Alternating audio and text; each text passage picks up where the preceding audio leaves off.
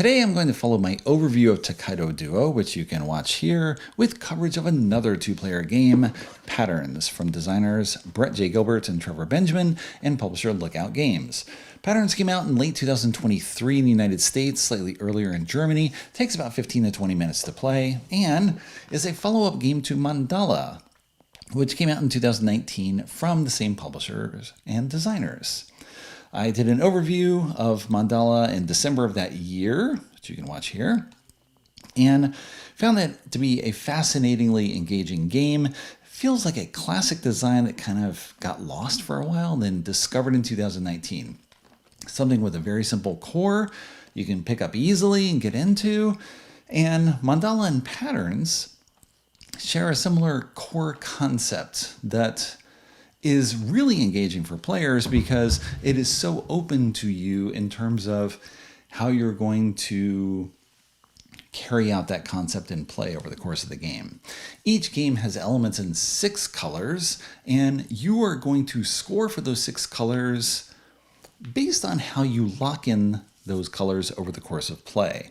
You're going to lock in the first color, and each item you get of that color is only 1 point, and the second color you get is 2 points per item, and 3 points, and so on. So you ideally want to lock things in very quickly, 1, 2, 3, 4, and then you get your 5 and get as much 5 as possible, and then 6, get as much 6 as possible, because it's way better to get 5s than 6s, but of course, if you lock in something at a low value, you might take more of those things and they're just not in play, and I barely have anything to score by the time I lock in something at a 5 or 6, because we don't have to have the same colors, the same values. You can lock an orange at 1, I have it at 5. Are there any more orange to score by the time I get that orange locked in? Very simple concept, up to the players to decide how valuable something is. What's different between the two games? Really fascinating. You got that solid core at the middle, but Mandala is a card game. So you have to rely on the luck of the cards, the skillful management, how you're playing in order to get things to score at the right time. Patterns works differently in that it is an abstract strategy game dressed up like a friendly Euro game. Looks very colorful and fun, but there's no hidden information once you set everything up, so it's all about figuring out how to do things better than the other player. Here are the components of Patterns set up and ready to play. You have 54 tokens in the game, 9 each in 6 colors. You put 1 of each color aside and take the other 48 tokens, shuffle them around face up, that is with a tan in the middle and a colored ring, and put them on these spaces at random. Everyone starts on equal footing, so you don't need to exactly spread them out so they're as separated as possible because no one owns anything yet. You get to fight for whatever the pattern is that shows up here. You put these tokens in the bag, we'll put them out in the center, 1 at a time, and the remaining 2 are going to be the start colors for you and me. If you are the start player, then I choose what color I want to start with. Let's say I do this one, and you go here. Okay. You are now set to play, and on a turn you are going to do one of 2 things. You are going to establish a color group, that is, you're going to lock in a value for that color on your chart, or you're going to expand the group. And since you don't start with any groups in play, all you can do is establish a group initially. Let's say you're going to take this and replace any of these tokens and then put that token in your bowl. Each time you put a token down, it's going to be face down, it's locked, can't be moved from that point on. If you're establishing a group, you take your lowest number and mark it. Now all the dark blue you collect beyond this first one are worth 1 point. This is your base, your foothold. Everything beyond that is 1. This is worth nothing. Similar to Mandala, the first time you lock in a card in a point slot, you score nothing for that card. You need everything beyond that first one. So there's your first turn. I may take a turn, and let's say I'm going to do this. Okay. Now lock this, light blue. We continue. Now you have choices. You can add to your group by flipping over an adjacent tile to an existing group that's orthogonally adjacent, and you add to it. So I could flip this, I could flip this, and now it's locked in. I got 1 point for that. Can't be touched from then on. 1 point is not very much, so maybe I don't want to bother with that right now. Maybe I want to establish another group. And a good choice might be going in here. And now this is my 2. I lock in green. I've got black here. I've got lots of green to flip over on future turns.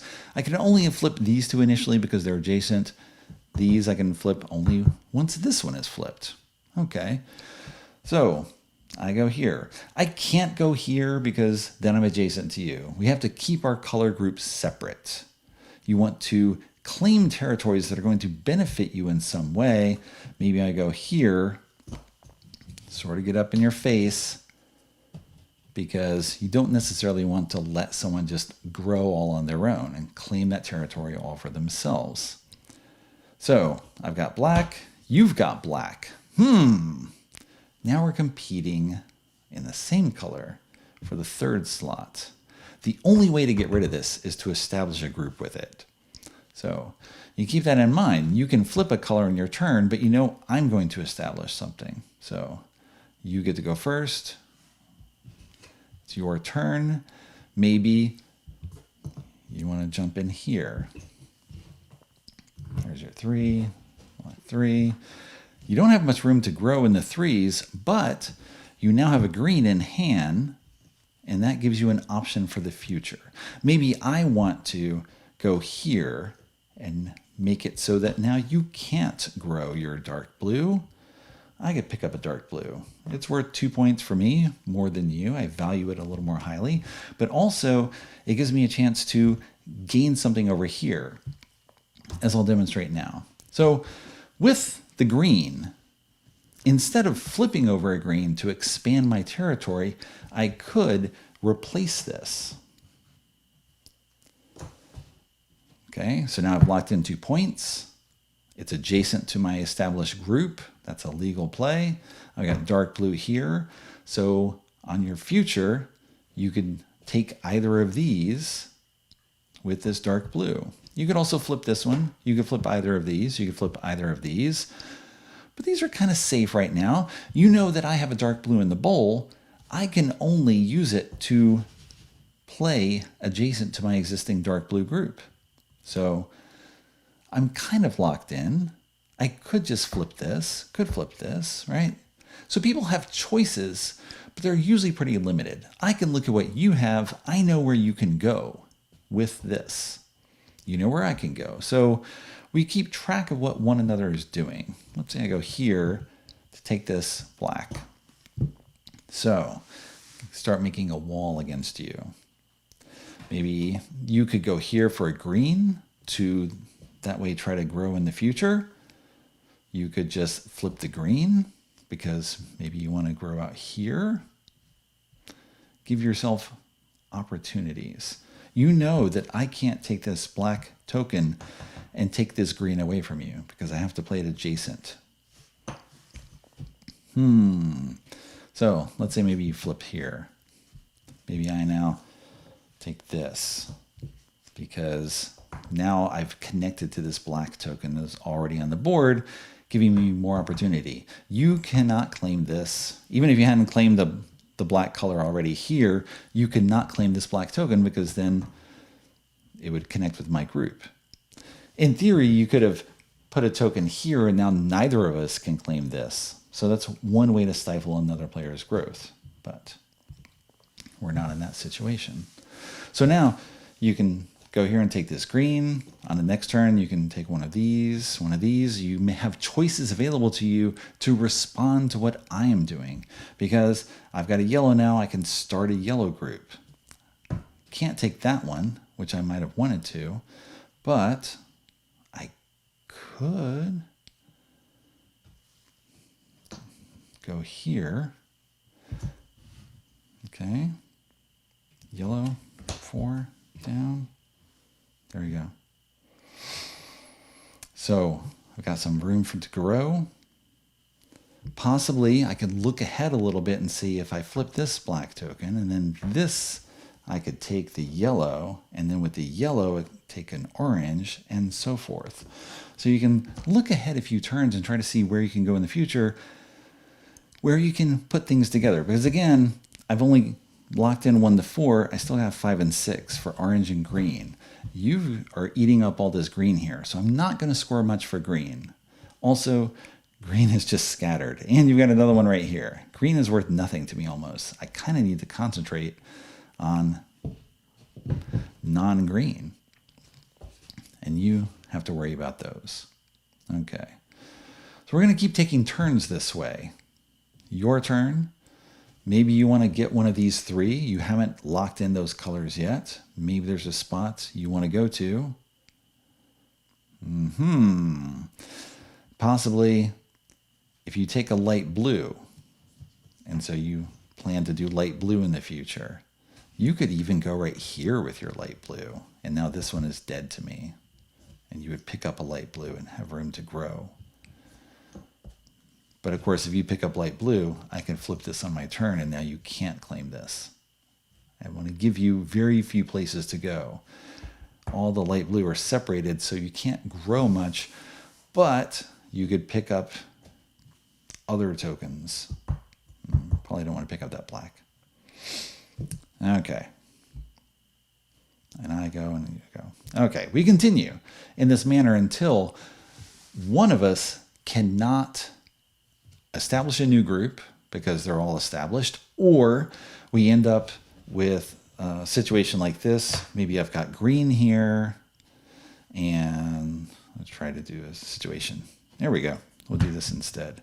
Maybe you end up with going here with a black token, and these are all flipped, and this I've converted to dark blue somehow. Don't worry about how. And now your black can't grow anymore. It's fenced in, unless you take this green, but cutting that green is sort of cutting off your own growth, or if there's other ways to go. Let's say you'd flip this. Now your black group is stuck and can't grow anymore. Having this black token in the bowl means you're done. You can't establish any more colors because you cannot play this token. So all you can do at that point is flip over tokens that you haven't yet claimed. That is the situation you want to avoid. Getting in this trap. You have almost trapped yourself to some degree, where you can't grow something, which means you can't get rid of this token, which means you can't have something to establish another group. You have to avoid that. If you're in that situation where you can no longer take turns after this, so you'll take a turn to flip, I'll do something. You'll take a turn to flip, I'll do something. And now you can't do anything else. The only thing I can do at this time is flip.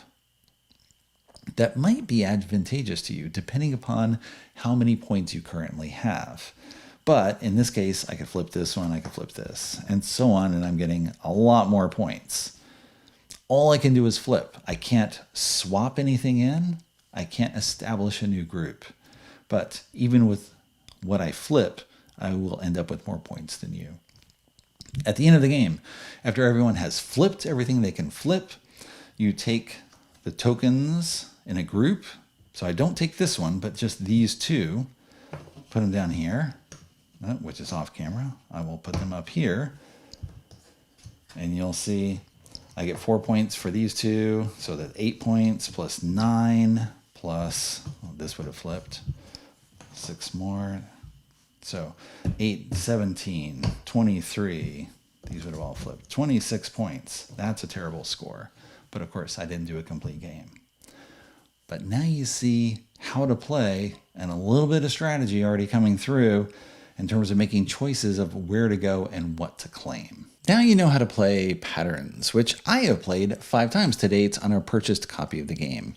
And 5 times isn't much, I know, but I could tell even on the first play that this game felt special. Felt really good and appealing. Now, admittedly, I was already primed to like patterns because I had liked Mandala so much. I was going into the game saying, this is fantastic, from the same designers, same core concept, same development team. It's probably going to be right at my alley, right?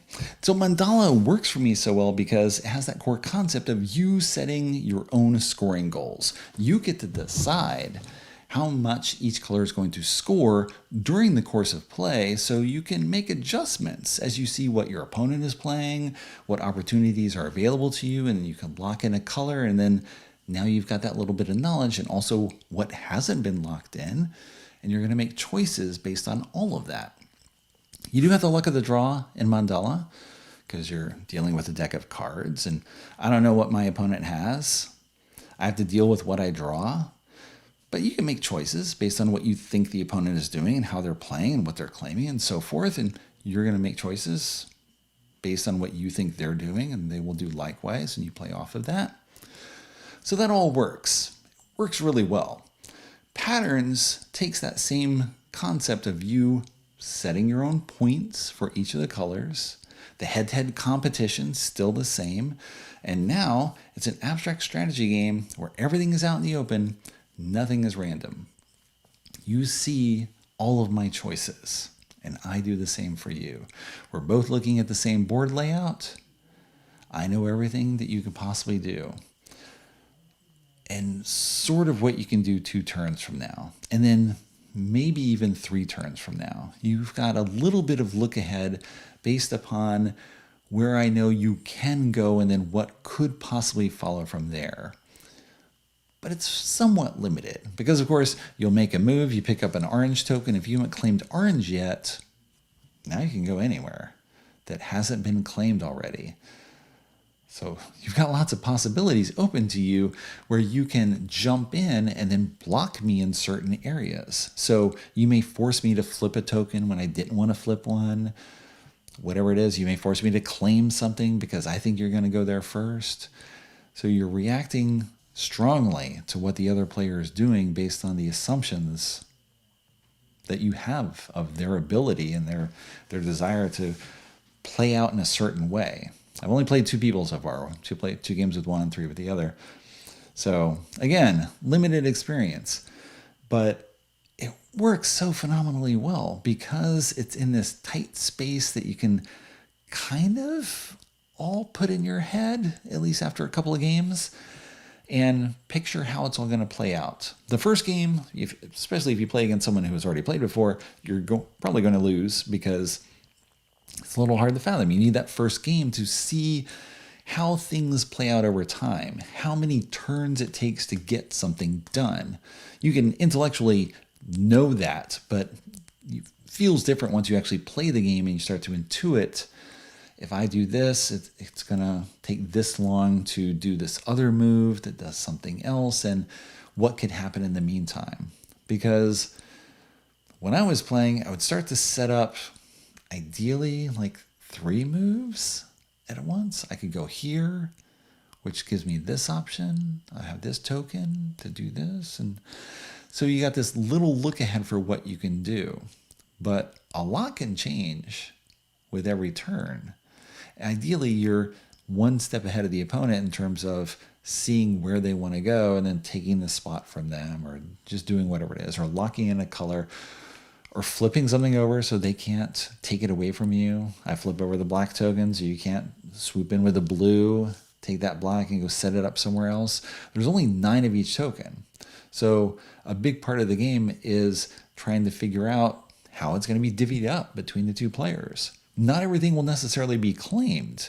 Ideally, you can think of it as almost like this sorting pattern, because you put out all the tiles at random and then you sort of shake it over the course of the game, and then the colors separate into little groups. That's how you can picture it being filtered that way. But it doesn't always work out just because of the player choices, where it's going to end up some green gets stuck over here and a dark blue over here and so on. Ideally, you'd have enough turns to put things down and then slowly accumulate all the groups together. But of course, the opponent's going to be a jerk and just mess things up and not allow you to do that. It works so well. It's smooth design, simple rules, all the stuff I already said before. Like, I don't know what more I could want. it's kind of amazing how good this is, especially given how good this already is. I think it's just the abstract strategy nature of it. I like open information games. I like abstract strategy in general. I've covered a fair number of games in the past like that. Just the idea that it's all out there in front of you, and you see all the options that everyone has, and trying to account for those possibilities. Love that concept. I love card games as well. So either way, this all works for me. There's actually a third game in the series that's coming out called Flowers, a Mandala game, which is going to be 2 to 4 players, slightly different. It's got a card play element where you're putting cards down a central base. Whoever puts the most cards down around the base is going to claim one of 2 flower halves, and you're trying to put flowers together in order to maximize your points for those flowers. I'm sure I'll do a video on that game when it comes out sometime in 2024. Mostly these core concepts that really get to me. I know a lot of people are fans of settings, Egyptians or Japan or a certain age period or science fiction mythology, whatever it is. Usually that stuff doesn't do much for me. I just like the abstract nature of the gameplay where I'm just pitting myself against the opponent, and I almost don't even have to think about what this is supposed to represent. It doesn't represent anything. It's just a color, it's a placeholder, it's wiggly patterns that I'm trying to sort in certain ways in order to score. That's all it is. The important thing is just me against you at the table, not necessarily that I built up this fantastic empire of orcs doing whatever it is orcs do. No. I don't know. For some reason, it doesn't hold any appeal to me, but abstract colors on a grid, yeah, let me have that, because it, again, is like the underlying principle of it. Possibly that's why I was a math guy, because it's all abstract figures where you're working with numbers that aren't things, aren't objects that you're manipulating. It's just ideas to understand, and you carry out from there. So there you go. Got this math appeal for patterns and Mandala. It's a lot of rambling at the end there, but I just want to share my enthusiasm for this concept because it's very cool. Also, final thing, let me show you how it packs up. Before I get to that, here is the one downside to patterns that I have discovered. I have a really hard time opening the bottom of this box, or the top, as it were. I have to dig in my nails and really pry it apart, where somehow Mandala just slides open very easily. Slightly different paper feel. It's got a slight ridge to it, and so I guess it's adhering really well. Now, if you have watched any of my videos, you might see I have a fondness for just dumping stuff in the box. However, I really like patterns and feel I'm going to play a lot in the future. So let me set aside 1 token of each color, all the scoring stuff, and the small tokens. Okay, so all this, but everything else goes back in the bag. And so now I'll be ready to play. I can have the bag ready. Everything will draw it out and set it up. Oh, there's one extra. All is sealed. This I can fold, fold, fold.